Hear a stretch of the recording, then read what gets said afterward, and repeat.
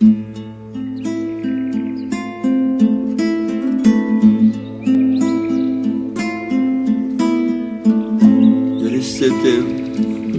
Alaton'un ak kırları,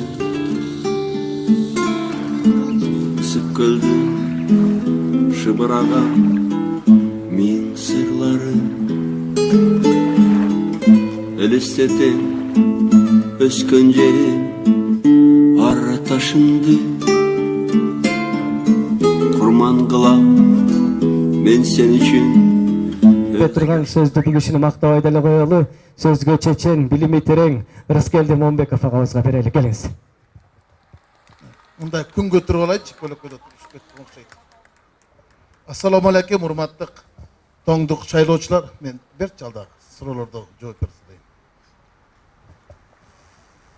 Бензиндин баасы качан түшөт? Эмне үчүн биздин өкмөт бензиндин баасын төмөндөтө албайт, Казакстандан алсак болбойт дейт. Бензиндин баасы качан түшөт? Мен билбейм, бирок жакында суук түшөт, кар түшөт, буну точно билем.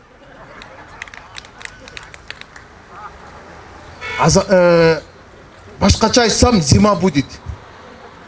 Бирок силер коркпой эле койгула. Силерде свет көп экен. Лампочкаңар күндүз да күйүп турат экен.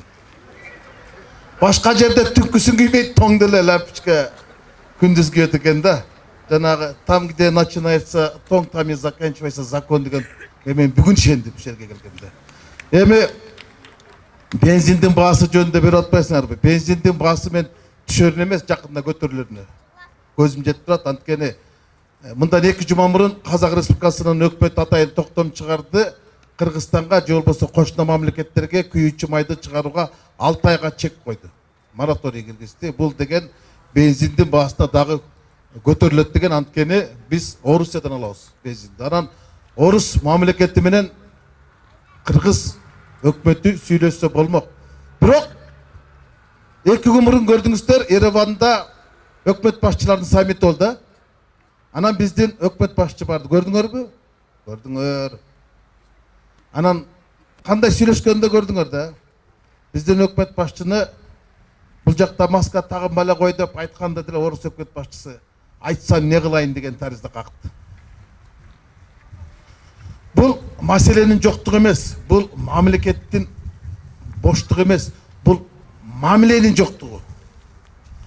Эгер ошол саммит учурунда Орус өкмөт башчысы ушундай талапты койсо болот эле да. Эмне үчүн бизге ушунча кыйынчылык туудуруп атасыңар? Биз деген бир экономикалык шериктеште бузго. Кыргызстанда бензин өтө кымбаттап кетти, баалар кымбаттап кетти, жардам. Бул мамиленин жоктугу. Мындан мурун биздин спикерди, Орусия спикери келечелегенде эле көргөнсүңөр да. Бул барып эле биздин азыркы өкмөттүн баа маселесине келгенде, баанын маселесин көтөрмөк түгүл, башын көтөрө албай жаткан деңгээлде экенин кабар берет. Ага бүдө калды. Кумтар бизге өттү деген чынбы? Канадалыктар кандайча отказ берип салды, же жашырын сүйлөшүү болду дейт. Кумтар бизге өткөн жок. Мен ошол мамлекеттик комиссиянын мүчөсүмүн. Кумтар бизге өтүш үчүн кумтарды улутташтырыш керек болчу. Булар улутташтырганын ордуна мен башта эле айткам, ушу мамлекеттик комиссиянын мүчөсү, же коштошоюк, же достошоюк деп. Силер коштошо турган жагына барсаңар, улутташтырып алып коюк, болду, бүттү. Эшти жабайык. Алар элдер ал сотко кайрыла албайт десем, жок, булар сырттан башкаруу киргизген да. Сырттан, тыштан башкаруу киргизген, эми башкарабызды өтүрүп алып башкарып алды да. Башкара албай калышты. Жанагы кечеги маалымат булар бир күн менен уралашмады. Фейсбуктарда толуп кетти. Атаң көрү, о миин эле, о миин алаканчайып кумтөр бизге деп сүйүнүшүп атат да. Эчтеке түшүнгөн жок. Алар кумтөрдөгү мүлкүн $926 миллион баалап, баласынан чыгарып койду. Баласынан чыгарып койгону ошол сумманы ал Кыргызстанга доо коет. Биздин кумтөрдөгү завод, техникалар бар $924 миллион баалап койду алар. Алар баласынан чыгарып койду. Ал Кыргызстанга доо бергенде ошол доону коет эми. Ушунча акчаны алар биздин алтын резервден кармап алып койгонго толук мүмкүнчүлүк болот. ага болбой эле тим эле жактап калышты, айланып кетейин 30 жылда мындай болгон эмес деп. Байдык калдык депчи. Эми калп да. Калп да. Ушу калпка деле эл ишенип өткөндө ошо калп менен калк бирдей эле болуп калды да. Кайсы калк экенин мен адашып деле калдым акыркы күндөрү. Анткени бизди жалаң калп башкарып калды. Туурабы? Эми силер деле ишенип атсыңар да, тура эле тиги асман деген шаар курулат экен Торайгырдын жанында депчи. А канал жасасын калп келет. Ары Алматанын көстөй сордуртабы. Анан 750 миң кишилик шаарды сала баштап атат да. 36 Баткендеги күйүп кеткен үйдү сала албай атыр го. Мейли салсын, буйрусун, айтканы келсин, ооздорун омай. Бирок ошончо элди каяктат атат. Көлдө 750 миң киши жашабайт. Міне егізден тегіз төрөтөбү. Ушуга да ишенип берет экен да. Анан ушуну айтсаң, сен өкмөттү сындаба дейт, анан бизге талап коюп атпайбы? Талапкерлер дейт, силер барган жерде программаңарды айткыла дейт. Оппозициянын программасы бул бийликтин проблемасы. Бул элдин проблемасы. Биздики ушул. Биз элдин көйгөйүн, биздин партия социал-демократ, социалдык, биз карапайым элдин таламын талашабыз деген программа. Мына силердин таламыңар эмне? Көмүрбү? Көмүр. Светпи? Свет. Бааларбы? Баалар. Ушу да. Ушуну айтсаң силер аны айтпагыла дейт. А ким айтат анда? Мен айтпасам, бул айтпаса ким айтыш керек? Анда ишенип отуруп элек. Быйыл 400 миллиард, эмки жылы 600 миллиард менен жабат экен. Алтын аяктан суу ичет экенбиз деп. Балыкчыда троллейбус завод салынат экен. Караколго чейин пароход каттайт экен деп. Калптында чек болот де. Болбой эле урдуруп өткөндө мен ушуга таң калам. Эми жанатан бери талапкерлер жакшы сөздөрдү айтты. Бирок мен сиздерге президенттин талабы. Ал айтпадыбы? Бийликтин партиясын шайлабагыла деди. Вот ошо президент айткан сөзгө тургула эми. Бийликтин партиясын шайлабагыла. Өзүңөрдүн кулунуңар президентти сыйласаңар, анда ошо бийликтин партиясын шайлабагыла. Болбосо 200 кылган болосуңар. Анда силер өзүңөрдүн Садыр Нуркожоевичке оппозиция каршы чыккан болосуңар. А бийликтин партиясы кайсылар экенин билесиңер да, туурабы? Мен айтпасам деле Азаттыктан айтып койбоду менин жанымда турган бала. Мен кайсы партиянын аттан баратагам дегенди. Болду. Ал үчүн табышмак деле эмес. Партиялардын канча акча көрөткөнүнө карап койсоңор, эң көп акча көрөткөн партиялар демек бийликтики. Мына биздики бир. Анан эми 21 партияга чыккан шайлоодо 1134 талапкер бар. Ошолордун ичинде Тоңдон Дамир деген бала бар. Бул тоң моюн бала. Бул кыргыз офицерлеринин үлгүсү, кыргыз офицерлеринин күзгүсү. Ушу бала. Бунун эми өңү кара, бирок жүрөгү ак, кызматы так. Дамир бычак асап. Анан ушул үлгүлүү баланын үмүтүн үссөңөр, үгүтүн үссөңөр, тоңдуктар силердин соруңар. Анда кара сууга бергиле. Арендага, Замирге алып кетем деп атат. Аякта мындай сатпаган кишилер жок экен. Эталон экен. Анда добуш бергиле. Эртең өтпөй калса эмне кылабыз анда? Мен карызымды доолап келип айтып коеюн. 9 күн ушерде митинг кылып отурам. Ушул 9 эле миң добуш бергилечи. Ашыгын кайтарып беребиз. Буйруса. Буйруп эле калсын, оозуңуз кылбай. Эми ушул Дамирге окшогон балдар депутат болсо, Кыргызстанда бир аз оңолуу болот деп ишенем да. Анткени жанагы Мээрбек алтын чакырышты демеле өкүртө шубат өздөрү болгон да. Анан кетип калып урдуруп атпайбы булардын бардыгы. Тиги депчи. Мен деле ошо алтын чакырыштын депутатымын. Кой аксагы менен 100 болсо, депутаттын акмагы менен 100 болот. Бирок бизде 100 акмак болуп калды да. Бир 20 чакты эле депутат талашып, тартышып, сүйлөгөн болдук, бирок алыбыз жетпеди. Эл өкүлдөр палатасы болуп эле, эл өкүртөр палатасы болуп, элди өкүрттүк. Жана Мээрбек айтпады, 7 премьер-министрди сатты депчи. Жок, 9 сатты. Мына келгенде эле Сариевди садака чаптык.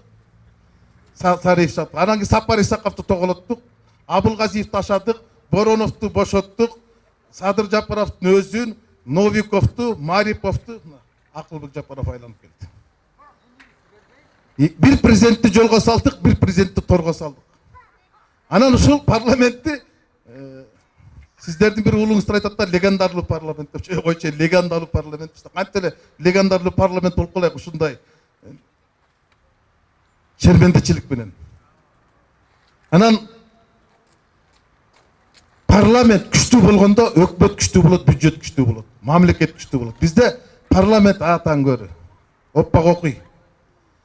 Карап туруп, эки жердеги эки 3 десе мынтип үңүлүп турат да, 3 экеде 4 десе шеф айттыгы 3 дейт. 3тен кийин ошону 5 деп алып келсе 5 экен дейт. Мына ушул деңгэл.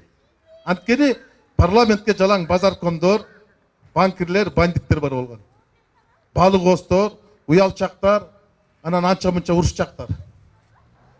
А Дамирге окшогон тоң моюндар болсо, булар тура берет. Мына турду го. Кызматташпай да койду, саткан да жок. Колума кишен салсаң да, түрмөнүн түйүнө тыксаң дагы, мен жигиттикпин, өзүмөн кайтпайм деди. Мен сатпайм деди. Саткындык менин канымда жок деди. Мына эли сатпай турган жигиттер алдыңарга келип атат, добушун сурап. Анан ушуну тоңдун ушундай томпойгон баласын томсортуп жолго салсаңар, анан силерге дубал жок дейм. Жана айтып атпайсыңарбы? Темирлан иним айтып берди. Көлдөн депутаттар жок деп. Көлдөн 14 депутат болду алтынчы чакырышта. 14 депутат болду. Жайында көлдө эс алып атсам, тааныш эле байкем ушу. Көлдө академик эле мындай окутуучу ошол айтат да, Рыскелди. Биздин көлдөн канча депутат бар дейт, мен санынан деле адашып калдым. Бири келип, бири кетип атат, көп эле. 15ке жетип калды. Десем, ушу өткөндө бир жерден лентеге сатат, депутат деди, такыр тааныбай койдум дейт. Ой, мен деле толук жакшы тааныбайм дедим, кээделе көрөм. Десем, ал айтат, ушу биз Бакса Сабиров менен эле Узарбек Жылкыбаевди укчубуз, анан ушунча депутат көп экенин биз эми угуп атам дейт. Эгер Дамирге окшогон балдарды шайлабасаңар, күнүгө YouTube'дан көрүп турасыңар, телевизордон көрүп турасыңар, радиодон угуп турасыңар, гезиттерден окуп турасыңар. Анткени бул сүйлөгөндү билет. Бул лаппак окуйду дейт. Бул силерге иштеп берет. Анан биз эле социал-демократтар барганда жаш ойдут менен укмуш кылып жүрөбүз деп убада бербейбиз. Биз бир гана кепилдик беребиз. Биз силерге таламыңар талашып иштеп беребиз. Биз иштеп келгенбиз. Биз жок дегенде, жанагы кыргыздын жаманы чапан киргиз ат үркүтөт деп коет го. Жок дегенде чындыкты айтып чыркырап туруп беребиз. Ошол чындыкты айтканга да бере берет. Анан айтып атпайбы, булар сүйлөгөндөн башканы билбейт экен деп. Сүйлөй албай атпайбыз. Сүйлөгөндү кой, окуй албай атпайбыз жазып бергенди. Ошон үчүн парламент сапаттуу болуш үчүн курамы дагы сапаттуу болуш керек. Мына сапаттуу балдар келди. Мына ошону тандай турган мезгилде келди. Президент айтты го, люстрация жасагыла деп. Мына люстрацияны өз колуңар менен жасагыла. Уят кылбагыла. Люстрация ушул. Байларды жазалагыла, байларды тазалагыла. Чымчыкча менен эле чымчып салгыла. Бүттү. Сапар Исаковду менен өкмөт башчы кылганда 106 добуш менен макталып келди, кетирген 108 добуш менен кетирдик. Мына сага рекорд. А бирок бир чындык үчүн айтып коеюн, Кыргызстандагы эң ийгиликтүү өкмөт башчы ушу Сапар Исаков болгон. Мен ушуну ушул жерде туруп айта алам. Сапар Исаков 2018 жылдын 1-кварталында 4,5 миллиард профицит менен келаткан. Ошол киши бюджетти 400 миллиард кылам десе мен ишенмекмин. Бирок азыркы өкмөт башчы кылам десе мен ишенбейм. Силер ишене бергиле. Мен ишенбейм. Кайдан ушунчактан тоот, мен такыр түшүнбөй турмун. Ага болбой эле кыйкырып атат, быйыл свет өчпөйт, быйыл свет өчпөйт деген сөз бул эми зима не будет деген сөздөн эч айырмасы жок да. Туурабы? Ошондой эле азыр шайлоо бүтөт, көрөсүңөр. Өчөт. Көмүрдүн баасы көтөрүлөт. Жайы менен көмүр каспай, кара кечеден кунттөрдүн кылмышын казып, камаганын камап, кустуруп, ошондой кылып алды. Мынакей бүгүн көргүлүктү көрүп отурабыз. Азыр Жумгалдагы мына биз 2-3 күн мурун Темирлан менен барып келдик. КамАЗдар очередте турат. Ак кыш мурдусунун алдында турат. Сіздер ғой дағы ауасы таза жерде жасатын. Бізге Бишкекке қыш келбейлі, үш келеді. Үш келеді. Түске чейін көнең жаққасы қапқыр болып қалады. Урматтуу туугандар, көп эле айтып бербейин, кебимди кестире чабайын, келтире чабайын, Дамирди эле тажап кетти болуш керек. Бирок Дамирди эле абдан апендинин кызына мактадык. Бирок ошого татыктуу жигит, эми булардын баары айтып кетпедиби? Мен дагы ошол Дамирге добуш берет деген үмүт менен келдим, Дамирге добуш берет деген үмүт менен келдим. Ушунун үмүтүн жандырып, жогорку кеңешке шайлап берсеңиздер, сиздер үчүн эле эмес, бүтүндөй кыргыз мамлекети үчүн, улут үчүн утуш болот эле да. Парламентте иштеген киши катары, парламентте 6 жыл иштеген киши катары парламентке бүгүнкү күндө эмне керек экенин мен эң жакшы билем. Парламентке ушуга окшогон эле жигиттер керек. Сөзүнө турган жигиттер керек. Чындыкты айта алган жигиттер керек. Анан карапайым элдин, эр жигит эл четинде, жөө бетинде деп коет, ар дайым элдин алдына чыга турган жигиттер керек. Бизде ошодон аксап атпайсызбы? Биз ошодон таппай шайлап атпайбыз. Эми алдыңарда шайлап турат, бүгүнкү күндү кошпогондо 4 эле күн калды. Шайлай турганын шайлап бергиле, жайлай турганын жайлап бергиле. Президенттин талабын аткаргыла, өзүңүздөрдүн кулуңуздар бийликтин партиясын шайлабагыла. Бийликтикин жайлагыла, биздикин шайлагыла болду. Ушуну гана суранам сиздерге. Бар болуңуздар, кышыңар жылуу болсун, жүрөгүңүздөр да жылуу болсун.